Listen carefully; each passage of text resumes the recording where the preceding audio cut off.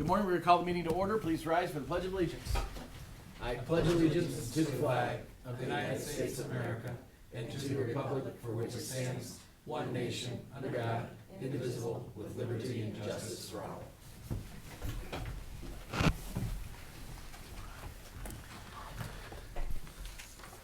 Please join me in a prayer. Heavenly Father, we beseech your divine guidance in this meeting. Keep us ever mindful of our obligation. Grant us, dear Lord, wisdom, tolerance, and courage that we may well serve our county and fulfill our trust. Amen. I will make a motion to approve the minutes from the June 17th meeting. Second the motion. Motion and second. Any discussion, corrections? Roll call, please. Sweattick? Yes. Hambley? Yes. Harrison? Yes. Next up, public comment. Is there any public comment regarding pending resolutions? Seeing none. We move on to resolutions. First up, Andy Conrad, County Engineer. Good morning. Good morning, Andy. I have two resolutions for your consideration this morning. First is the necessity to close several county roads for sealing of multiple bridge decks, and the second is the necessity to close several county roads for culvert and bridge replacements. I'll make a motion to approve the two resolutions. Second the motion. Motion and second. Any discussion? Roll call, please. Sweattick? Yes. Hambley? Yes. Harrison? Yes. Thank you. Andy, while you're up here, Sure. we've got a couple things. We have been receiving some notes about, I think it's been specifically Frontier, but other fiber operations that have gone through the county. Yes. So I guess the general question I have for you is we've tried to communicate, but I've worked with some folks in the township who've said people call and don't get an answer, or don't get clarity on what's going on. Is there anything that the county is involved in on that, either in terms of permitting or otherwise, that we've got any control over how that happens? So typically right now we have three separate fiber companies that are doing the bulk of the work in the county, and to varying degrees they're all somewhat guilty of starting things and not finishing. Yeah, that's been a problem. And I will say we do get we do have with two of the companies a pretty successful working relationship as far as getting people at least to go out and meet with homeowners. The one has a website that you can log in, put your address in, file the complaint, and from my understanding, the residents get a pretty good resolution from that. And I can get you that information after the meeting. But one of the things that is a little bit probably a misunderstanding is we do issue permits when they're working the road right away, but the bulk of what we're seeing complaints on is when they're working in the private utility easements, where they'll come in, they'll bore it, they leave the pipe sticking out, and they may be gone for a month, 2 months, and they're not making the connections. There's two different operations. The actual conduit work is done by one contractor, and then the guys coming in and stringing the fiber is by a separate subcontractor, and they're not always on the same schedule. Yep.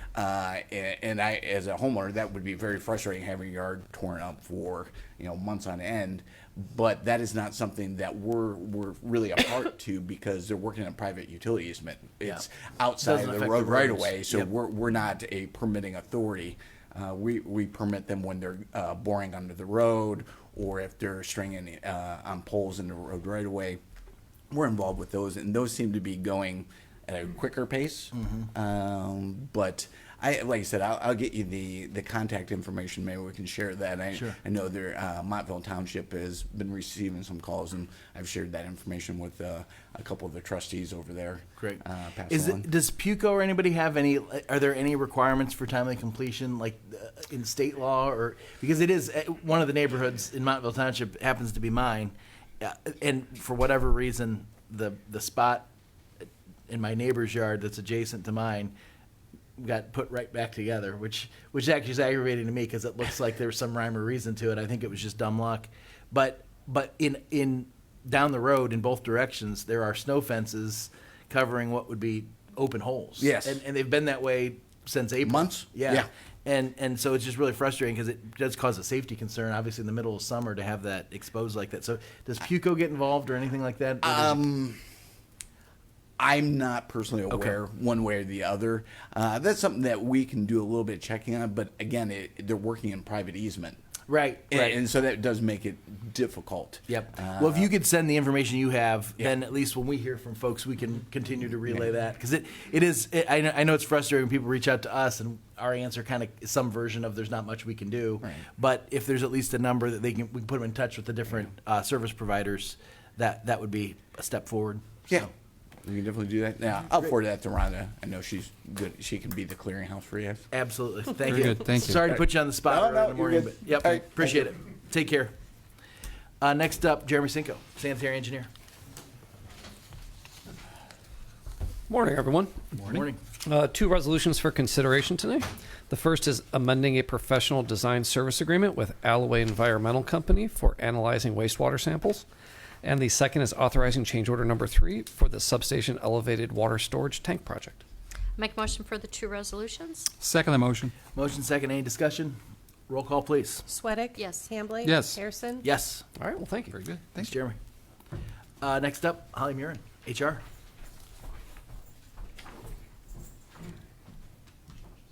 Good morning. Good morning. Morning. On our personnel changes resolution today, we have 4 rate increases, 1 in transit, 2 at county home, and 1 at solid waste district, 1 probationary removal and maintenance, and 1 resignation at senior and adult services. Make a motion to approve? Second the motion. Motion second. Any discussion? Roll call. Sweattick? Yes. Hambley? Yes. Harrison? Yes. Thank you. Thanks, Holly. Thank you. Next up, Brett Thomas, finance.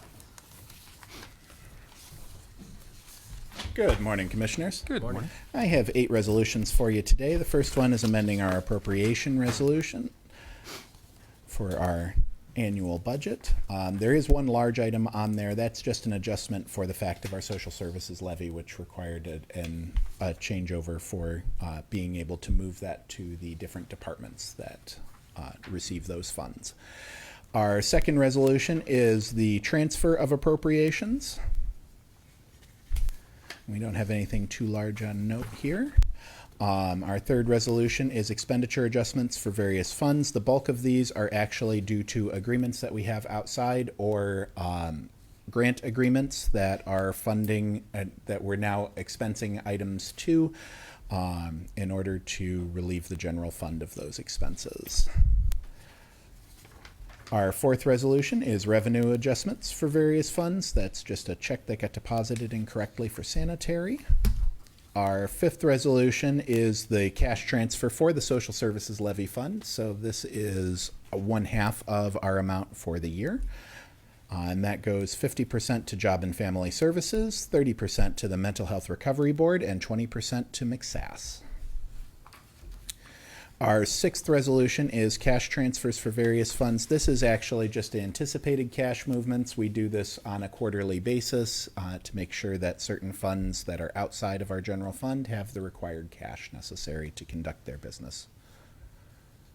Our seventh resolution is expenses of county officials.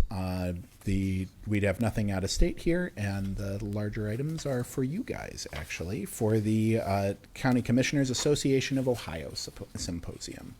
And our eighth and final resolution is our weekly bills in the amount of $965,440.43. I'll make a motion to approve the 8 resolutions. Second the motion. Motion second, discussion. Just to clarify, for those that don't know, McSass is the senior and Sorry. adult services. Roll call, please. Sweattick? Yes. Hambley? Yes. Harrison? Yes. Thank you, Commissioner. Thank you. Thanks, Brett. Next up, Matt Springer. Welcome back, Matt. And the air conditioning is working this morning, so All good. everybody's happy. All good. Good.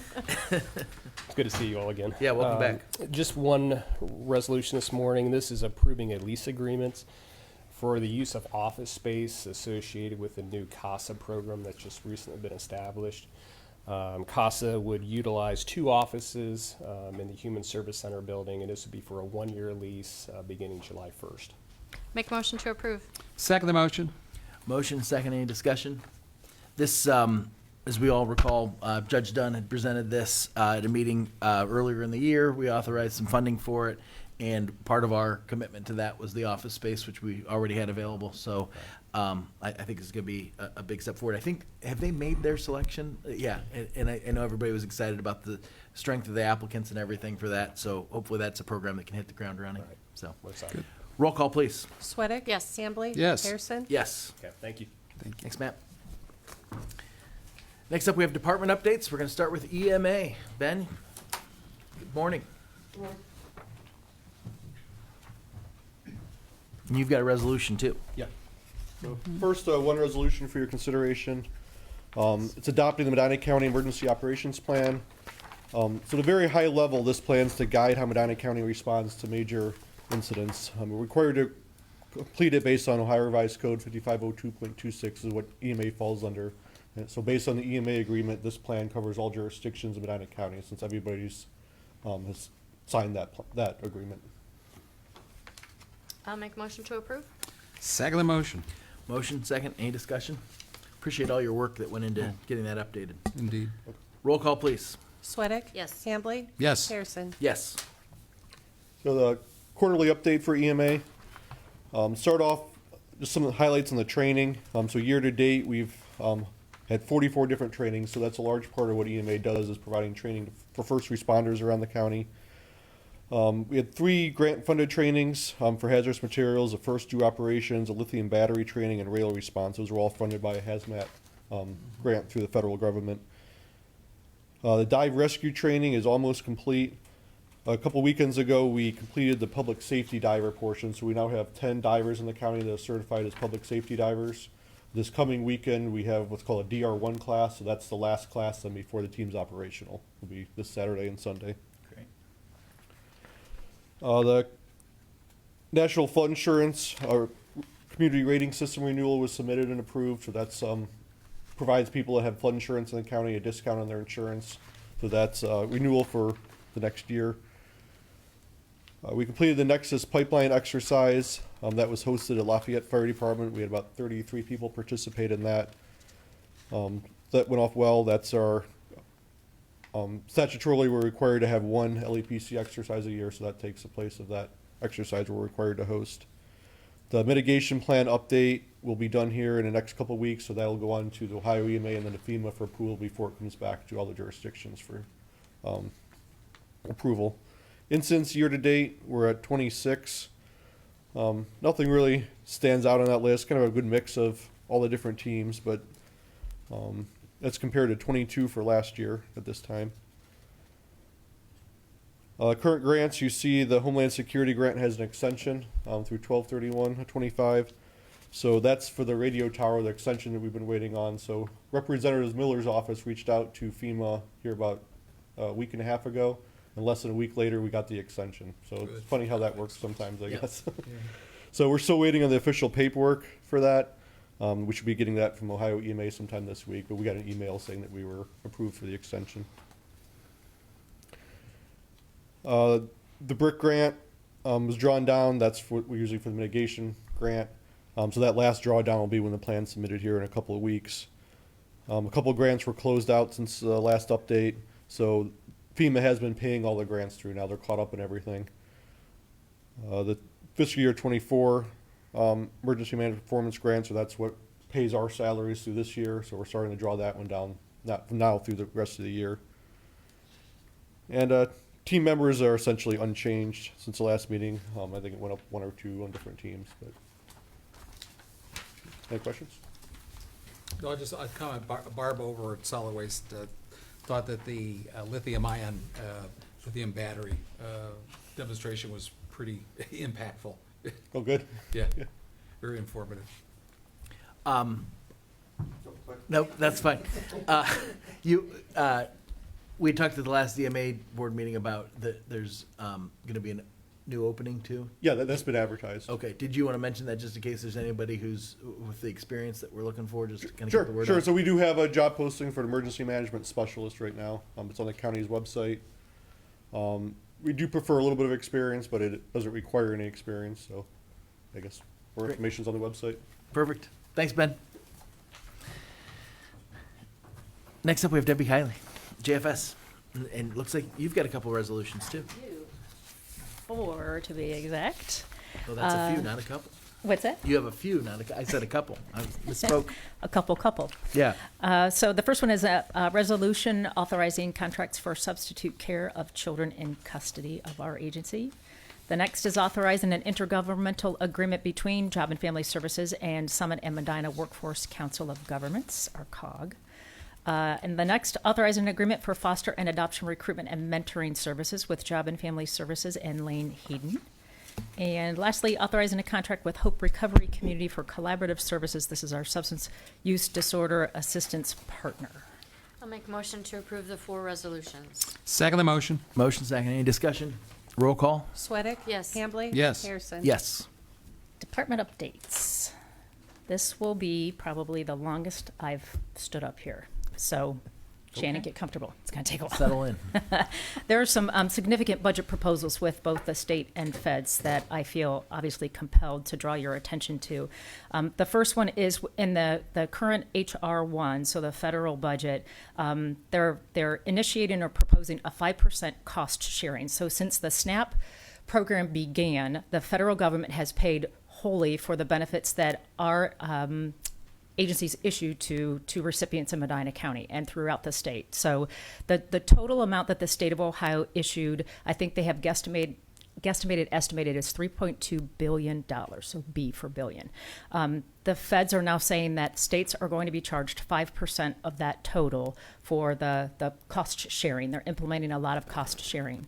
So for the state of Ohio, if it's 5%, this would begin in federal year 2028. It would be approximately $160 million in state costs that they haven't expended before. So it will be a brand new expense for the state of Ohio. They're also, they being H.R. 1, the federal legislature, they're also proposing a 75% administrative cost to states. So currently the federal government pays 50% of the administrative costs and states pay the other 50%. The federal government is going to reduce that to 20%, 25%, so now states will be responsible for 75% of those administrative costs. That's going to be effective, proposed, federal year 2027, so pretty quickly. It's not reported yet. I have looked through all my different documents. I can't find any proposed numbers that will impact the state, but it's 25% more than what they were used to paying. Also being proposed in H.R. 1 is something called error rate penalties. So it was 5 to 15% is what the Senate has proposed. The House has proposed 5 to 25%, and this is also based on the total benefits issued, not the total errors assigned. So $3.2 billion would be potentially cost shared for our error rates. Medina's error rates, so the state and the federal government have SNAP reviews. They come in and they're like, did you calculate income correctly, shelter expenses, so on and so on. And they do a pretty deep dive into a recipient's benefits to make sure that they're correct. If the amount of that error is less than $56, the error is still cited, but it doesn't count towards the state's error rate. There is a proposal in the House that says zero tolerance. You need to be perfect. If there's any errors, it will count. The Senate has removed that, so now it's, I don't know how they'll decide. You're talking about the Ohio House and Senate. No, this is the feds. Just at the Fed level. Mhm. Okay. Yep. All right. Yeah, I'm still on the feds. Okay, got So the thanks for asking me to clarify that. Yeah. So the Senate legislature has said, no, we're not going to do a 0% tolerance. The House still wants that. Medina's error rate is exceptionally low. 0%. We haven't had any errors cited to us, but it's the state's total that matters here. The state of Ohio's total is 9%. But what if a client should give you fraudulent information? How is that an error on you guys? Exactly. It doesn't matter who's at fault. It's still an error, and the states will still pay a penalty for it. So if the state of Ohio's error rate right now is at 9%, under the House's version, they're saying that you're going to pay 25% because you're at a certain threshold of errors. It could be close to $800 million that the state of Ohio would be responsible for paying because of their errors. There has been lots of conversation among directors about the rules under SNAP, is that they are so complicated, they are so convoluted. How about we change that as opposed to doing this? So there's lots of conversation with the Directors Association to the legislature. I think we drafted a letter, the Directors Association drafted a letter to the Senate to propose that. Stop making the rules so complicated, and then we probably won't have as many errors. And these errors, the errors that are the top errors have been around and been the top errors since I was a caseworker some many years ago. I'm going to date myself, so it's interesting to me. It's like this has been a problem for a really long time, and we're not having a conversation about where I think it needs to be had. But continuing with federal SNAP budget concerns, they're also proposing work requirements for all SNAP recipients age 18 to 64. Currently, it is only those aged 18 to 55 with no dependents as part of their assistance package. So if Debbie Kiley is on SNAP benefits and I don't have any children purchasing and preparing their meals with me and receiving SNAP with me, I'm mandatory to do a work requirement. Under the Senate's proposal, the current work requirement would add in that population who's 56 to 64. So now it's 18 to 64. And they also want to include parents with children over the age of 9. So our current work required population right now is about 50. We have about close to 10,000 recipients on SNAP. There's no good report that tells me these are who have children under 9 and these are the ones who don't. But even if I take half of 9,000, presuming that they don't have children over the age of 9, we have now 4,500 more people that we need to assess for work competency, find an appropriate activity for them, and then track that. And sadly, there is no administrative dollars being given within the legislature to help counties with this cost or states with this cost. Federal and state budget concerns as it relates to Medicaid, both are proposing work requirements for what we call our expansion, the Group 8 population. Locally, we call them MAGI, Modified Adjusted Gross Income, because that's how they qualify, as their adjusted gross income. These are traditionally those individuals that are 19 to 64, not disabled, no dependents. So kind of like that work required population currently for our SNAP. It's those same people, but a large contingent of our families qualify for that MAGI Medicaid because if they're over 90%, they can earn up to 136% of poverty and be eligible under this expansion population. So it's not going to just be single individuals with no children. It could be these families that we're talking about for SNAP. So there'll be work required for both. Just like with SNAP, there's no administrative dollars for this provision either. And we have about 25,000 people on Medicaid in Medina County, even if it's half of them that meet the age requirement.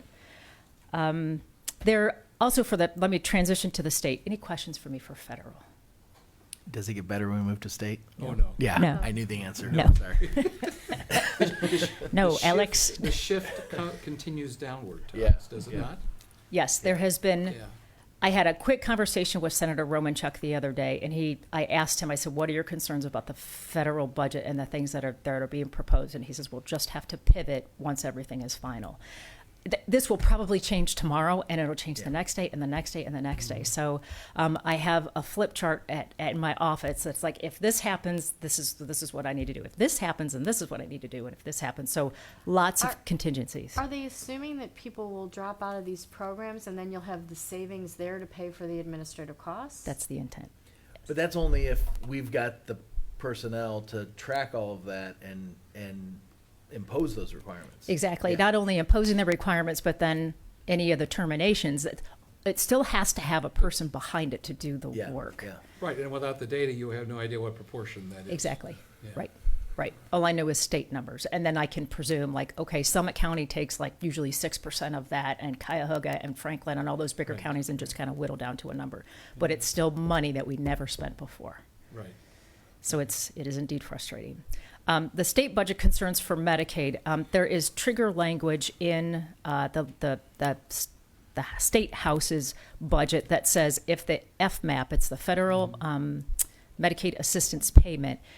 Right now, the feds give basically 90 cents for every dollar that the state of Ohio spends. The state of Ohio has, I think, probably read the tea leaves and thought if they reduce that 90%, even by 1%, we're closing our expansion population because it will probably be too expensive for us to maintain.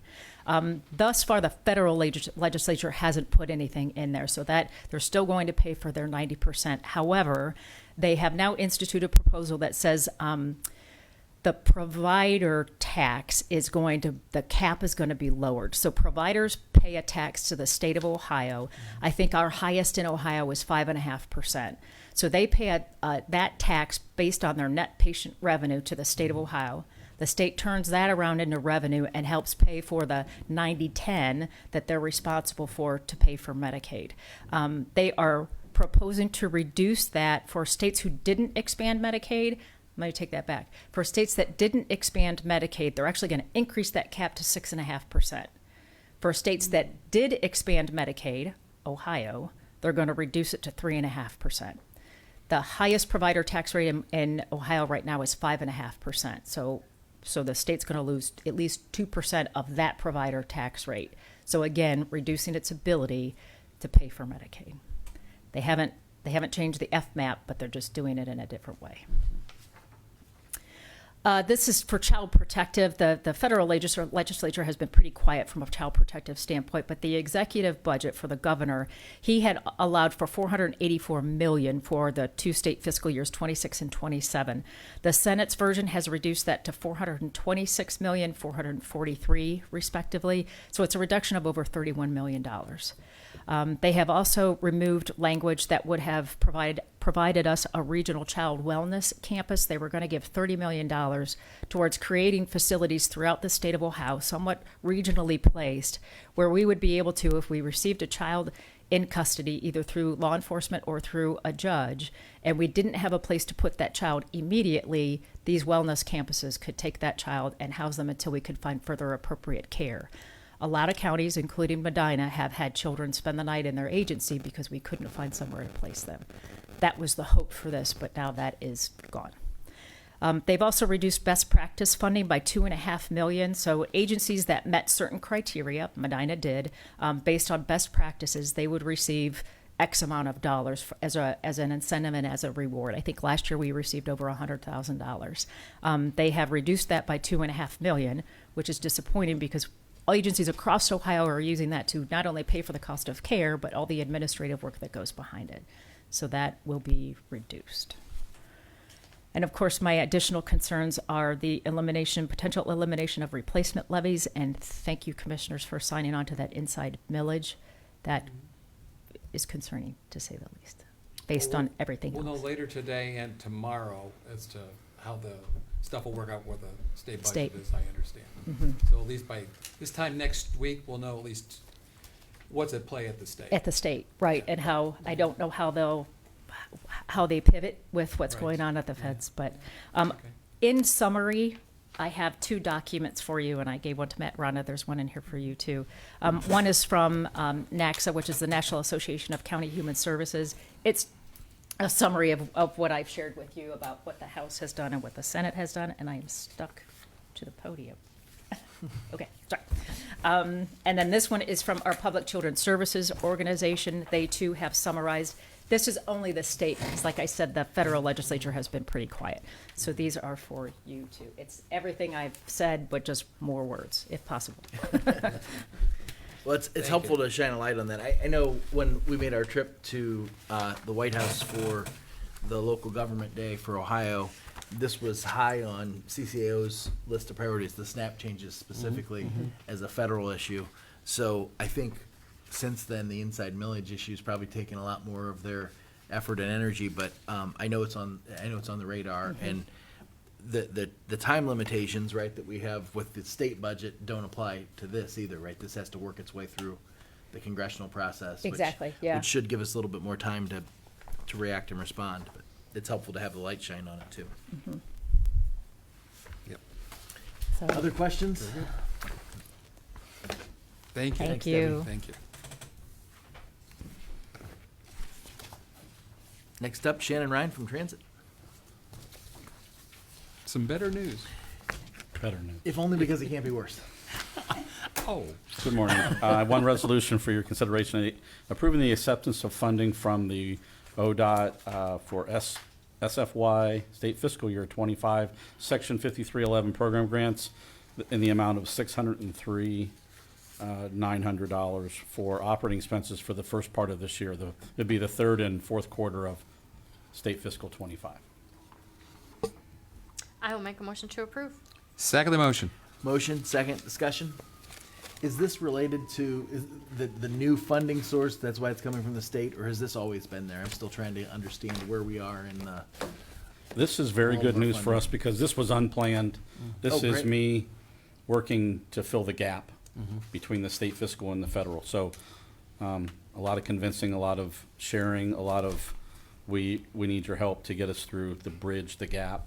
So they there was us and another county that got this money. So it's very important that we got this. They're still working on the state fiscal 26, which we've applied for too. So this is the beginning of our state funding as we exhaust our federal funding. Gotcha. Great. Great. Well, good So, work. Thank you. Thank you. Roll call, please. Sweattick? Yes. Hambley? Yes. Harrison? Yes. Proceed. So May 25 for us was, ridership was down in Medina, we felt, and it was, and I believe it was due a little bit in part to what we'll see with our Medina County Senior Adult Services changes and how they ride.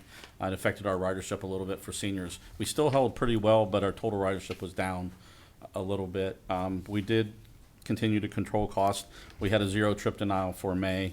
So I'm looking to see that adjustment with our seniors traveling, and they're making their adjustments. They're still going. It's just some funding sources that have changed for them, but our ridership will bounce back. It was a little lower than last year, but I think there was a lot of folks on vacation, and it still seems to be a lot of folks traveling on vacation, so that'll bounce back. But our costs are continuing to stay pretty steady in comparison to last year. Again, looking at the monthly contract summary, senior adult services down, ridership down just a little bit, but it allows our public to be able to get their trips too. So, job and family, you know, I watch this as our contracted services, and that's varied a little bit. We've worked hard to make sure we fulfill those needs too for their out-of-county transportation. So, a couple things to also add: we are going through a vehicle order. Possibly a new radio order will be coming up too for update our radio systems to make sure we're completely sound countywide. So that's something we're working on. Great. Questions? And I just want to make a comment, positive support for what you're doing for the trip denial numbers compared to last year. I mean, you're doing a great job keeping that low. I know every now and then it's going to happen, but I'm glad we're keeping as low as possible denying. Yeah, things are happening for us, for our staff. We've got a lot of new staff, but they're very dedicated, and I think that's what great. I applaud them all the time for what they're doing to make sure they help people get where they're going without too much trouble. Super. Great. Great job. Thank you, Shannon. Thank you.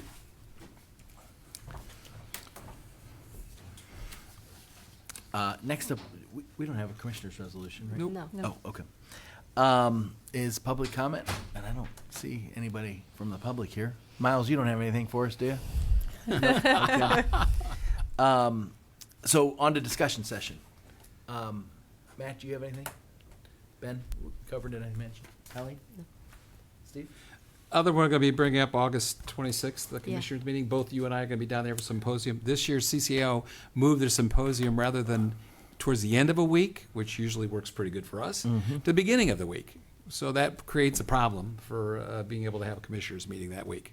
Yes. So we will just authorize Matt to pay the bills that week and then not hold that meeting. Does that work? And we just publicly advertise however we do that we're not So having we're going it. to cancel The the meeting's August canceled for the 26th meeting 26th. completely. Matt will be approving the weekly Be bills. the weekly bills. We'll So- communicate Cool. with all the departments and let them know to plan accordingly for their resolutions. This should Very give good. plenty of notice. And we have, I think our meeting requirement's 50 for the year. Yeah. So we'll We're- have well we're exceeded that. good. We might have We're still exceeded good. that by August 26th. Yeah. I don't know. Yeah. No, but Does that work for everybody? Yep. Works for you, Thank you. Rhonda? Good. Yes, Works for you, appreciate Matt? it. Yep. Okay, great. Well, we'll proceed accordingly then. Anything else? I wanted to mention, it did come up in Debbie's comments about the budget, but we'll see where that all shakes out.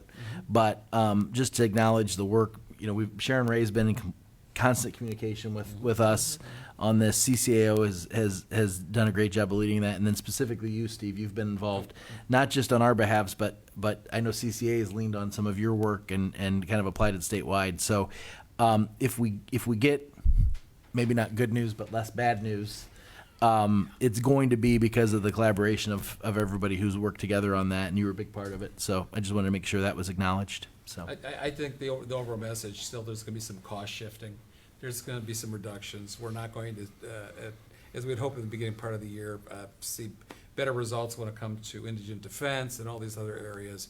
But there's a lot of policy decisions being made that literally will shift a lot more costs to local governments and county governments in particular, as we can kind of see. So as it happens from the federal level, it's happening even more so at the state level. So it's areas that we're going to have to be concerned for next year's budget, there's no doubt. And that is exactly where I was going too, because you see that wave effect, and it hits federal to state, hits state to local, and then the natural consequence will be things that we have to factor into our budget discussion next year, because we've the 2 years that I've gone through that process, we've had plenty of funding from the state. We haven't had these challenges, but I think it's a new world, and we need to operate accordingly. I think we are going to have to communicate to all the electeds as Yes. to what the plans will be for next year as they prepare their budgets. And I think, considering how extreme the proposals were in the last month or so that were discussed, it would be very surprising to find out that we're unscathed. Do you know what I Right. mean? There will be some sort of I cuts. think they've been paused, but they haven't been shelved. Yeah. Right. Many of the proposals. Some are already promising to come back in the fall, and basically with greater vigor, try to implement some of those things, and which could have some financial consequences to Well, us. in either way, even if we somewhat miraculously had our revenue unchanged, the things we're spending it on, listening to the JFS update from Debbie, the things we're spending on it are going to Yep. we're going to have more compelled expenses than we've had, and so that money's got to come from somewhere. Right. So we don't have excess. I'm not in favor of any of the sales tax measures or anything like that. I think we want to keep operating in the realm that we're in right now from a revenue standpoint. I hope that the state doesn't see fit to change that. The point too is, much. we've had I'll just say a record of frugality. We have a 0.5% sales tax available Yeah. to us, and we do not need it. We're Right. not intending to go toward it. And at this point, we're just hopeful that we can manage with the resources we have. That's the plan. Yep. Nope. I'm on board with that. So, anything else related to the budget? We'll know more obviously at this time next week, as you mentioned. So hopefully the news is good, or some version of some version of that. And then the only other thing we've heard, I know the two of you have heard a little bit on this NOACA ratification step. I just last night received kind of the formal request for us to take action on that. There'll be more discussion on that, but I know there have been some people who've wanted to weigh in with us on that. I did hear from the executive director a week ago, and she's would really like to see everybody ratify it, but we've heard some feedback from constituents that is not favorable, and it was a contested vote. I mean, I think it was 19-16 was the vote to approve it in the first place. So my position at the meeting was related more to, if we're looking at the bylaws and making changes, I'd like to take a bigger view of the board makeup entirely. Now, the code of regulations, I believe as it still applies, requires basically affirmation or approval by the 5 counties and the city of Cleveland, correct?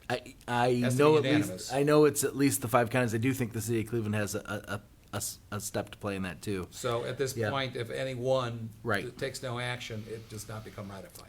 And from some of the feedback I heard at the meeting, it sounded like, at least in Lake County, it might be up in the air. Lorain County expressed some discomfort with it. Obviously, my statement at the meeting was that we'd like to see a more comprehensive look be made instead of just making one change to the, Right. to the language. But Is there a world where the board members could be reduced? It's a significant amount of board members. I don't even know how you guys get quorum. well, that was my discussion. There's not been one board meeting I've attended where there was an issue getting quorum. Okay. At the committee meetings, that's a constant struggle. But in light of all the committees that they have up there, that was kind of my soft proposal in the discussion session was, perhaps we look at maybe making the board a little bit smaller, rely on the robust committee work that's already going on. There's a lot of that already that happens, and then maybe you have a more wieldy version of the board, and even you could do that even while keeping some of the ratios and representation the same, or at least not majorly shifting the way the representation works. So I think there's an openness to having that discussion, but I think that's also a little bit different of an issue from the question of ratification, which I think by additional feedback we might receive from constituents, maybe we'll be in a better position to speak on that in a future meeting. Yeah, having been when I was chair of actually redoing the code of regulations a couple decades ago, it was always a question about Geauga County. Do you give it less than 3? And because they have 3 commissioners. Right. And that was always the question. If you reduce the size, then which commissioner are you gonna cut out? And so it was always like, you work from that base at the smallest member, how big does it have to be proportional? Right. And that's why it's the size it is. It's Well, a and debate. I have heard from 2 of the 3 Geauga County commissioners on this issue, Yeah. one from kind of each side of Right. the debate. Yeah. And I haven't spoken to both of them yet, but I've heard from 2 of them, and I need to speak to both of them. But the one thing that was interesting that was brought to my attention was when they took their action, they did it at a meeting where the other voice wasn't there. Now, he probably wasn't going to win that vote, Yeah, but he but also still. wasn't there to cast a vote against it. So there's some politics involved there, which is unfortunate, but that's, I guess, the reality of what we're talking about too. So that's the only other thing that I had. So if nothing else, we'll entertain a motion. I will make a motion to adjourn. Second the motion. Motion second, roll call, please. Sweattick? Yes. Hambley? Yes. Harrison? Yes. Thank you, everybody. We'll see you next week.